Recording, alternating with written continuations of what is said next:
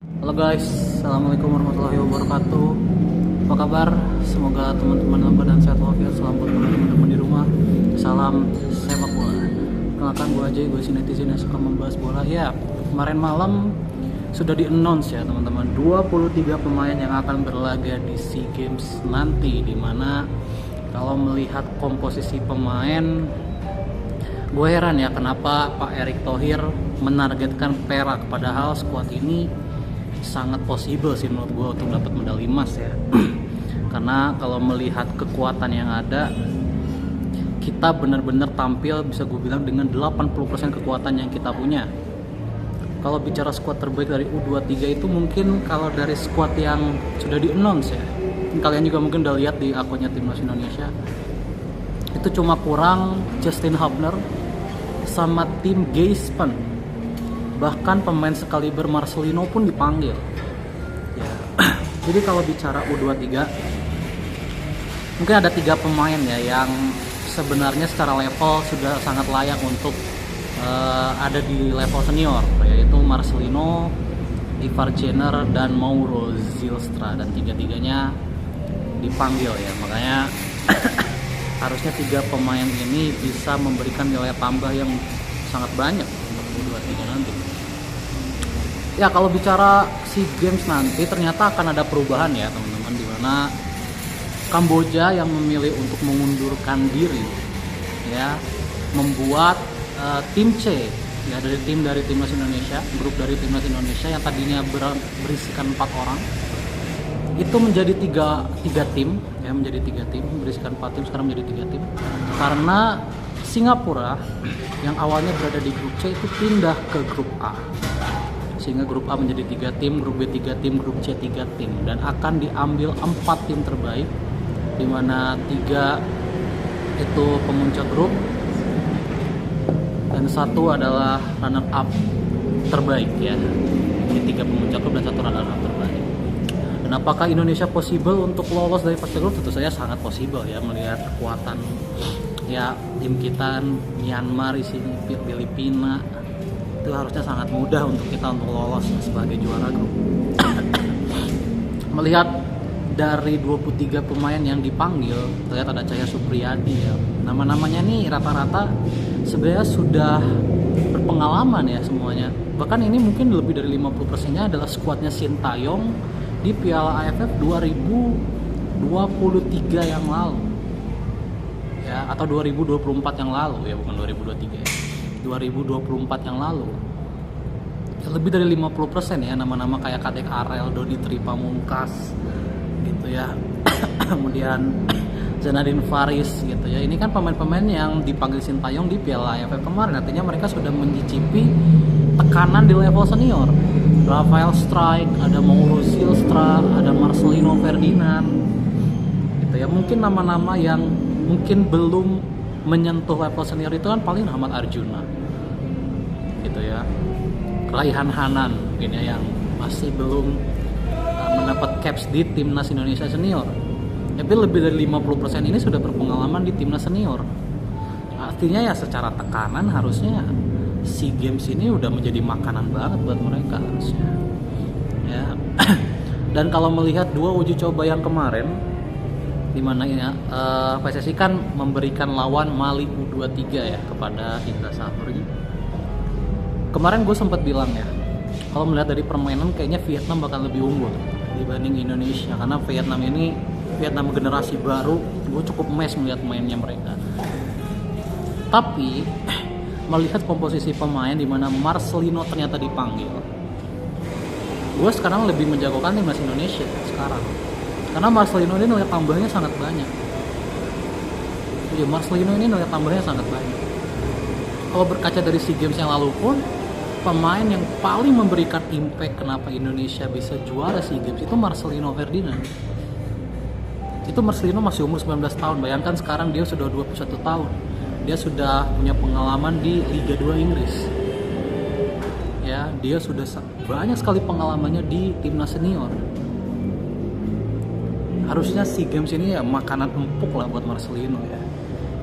Agak keterlaluan kalau dia nggak MVP gitu di ajang ini bahkan. Gitu. Jadi Kalau menurut gue targetnya harus medali emas. Kalau enggak medali emas, menurut gue Indra Safri keterlaluan sih.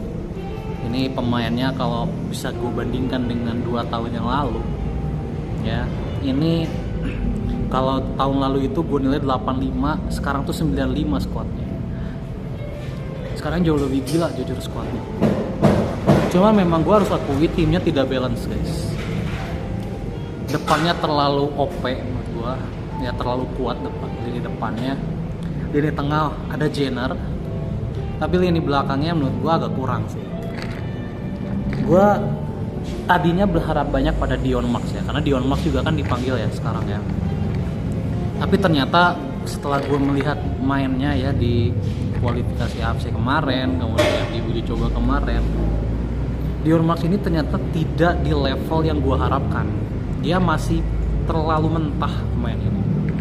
Ya, banyak sekali pengambilan keputusan dia yang salah, banyak sekali crossing dia yang gak nyampe. Padahal dia berpengalaman di Liga 2 Belanda loh. Tapi dia tidak ada di level yang gue ekspektasikan gitu ya. Jadi apakah bisa lini belakang ini gitu ya membalancing lini tengah yang menurut gue bagus, apalagi lini depan gitu ya. Nah kalau melihat gaya main dari Indra Safri ini kan selalu bermain melebar, kemudian bermain cutback ya. Nah pertanyaannya di pemanggilan pemain sekarang, apakah kita punya pemainnya seperti itu? Kalau bicara komposisi pemain, cuma ada satu pemain menurut gue yang bisa melakukan itu, yaitu Rahmat Arjuna. Ya, Marcelino bukan tipikal yang seperti itu. Marcelino kan tipikal yang bermain di nomor 10. Dia bukan pemain yang melebar. Yang bisa melakukan itu adalah Rahmat Arjuna. Alasan kenapa kemarin kita juara itu karena kita punya Fajar Fatur Rahman. Ya, dia adalah sayap yang sangat produktif dan dia adalah sayap yang memang pintar melakukan cutback. Nah di sekarang ini kita akan menaruh beban kepada Rahmat Arjuna untuk melakukan itu. Nah pertanyaannya apakah Rahmat Arjuna bisa? Karena sepenglihatan gua dari beberapa pertandingan yang udah dilakoni oleh timnas U23 ya, Rahmat Arjuna ini kelihatan tidak sepintar Fajar Fatur Rahman kelihatannya. Ya, dia terlalu otot menurut gua mainnya ya. Terlalu pakai tenaga dan intelijensi footballnya agak kurang lah, masih harus diasah lagi gitu karena dia memang masih sangat muda.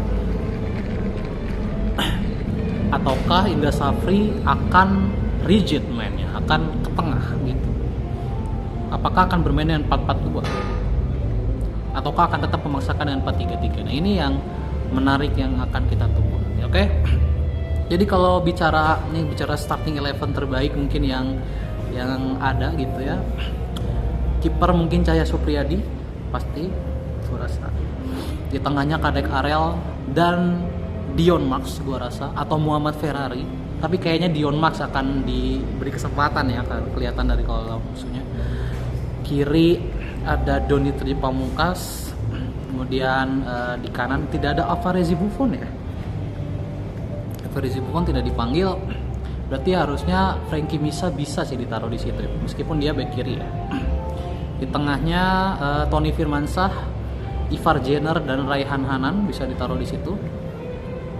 Atau Marcelino bisa menjadi pemain tengah. Jadi Tony Firmansyah, karena satu-satunya breaker yang kita punya itu cuma Tony Firmansyah doang kan. Tony Firmansyah, Jenner, Marcelino di tengah. Kemudian di kirinya Rafael Strike, di kanannya Rahmat Arjuna dan di tengahnya ada Mauro Zylstra. Atau bisa diputer lah. Di kanan Hoki Caraka, di kiri Rafael Strike, di tengahnya Zylstra. Gue rasa Zylstra akan jadi striker utama ya. Meskipun kita punya Raven, punya Strike gitu ya, punya Hoki Caraka, ini semuanya kan sebenarnya striker tengah ya. Kita bawa 4 striker tengah. Ya, jadi Rafael Strike mungkin tidak akan punya tempat di striker tengah, dia pasti akan bermain melebar. Oke, jadi kita lihat nanti permutasi posisi dari Indra Safri. Oke, itu aja guys video kali ini. Jadi sekali lagi, meskipun targetan Erick Thohir perak, tapi menurut gue dengan squad ini Indra Safri wajib medali emas. Karena keterlaluan kalau kita cuma dapat perak.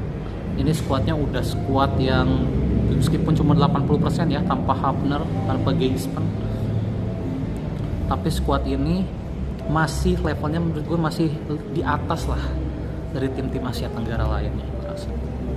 baik itu Thailand ataupun Vietnam. Oke, see you video selanjutnya.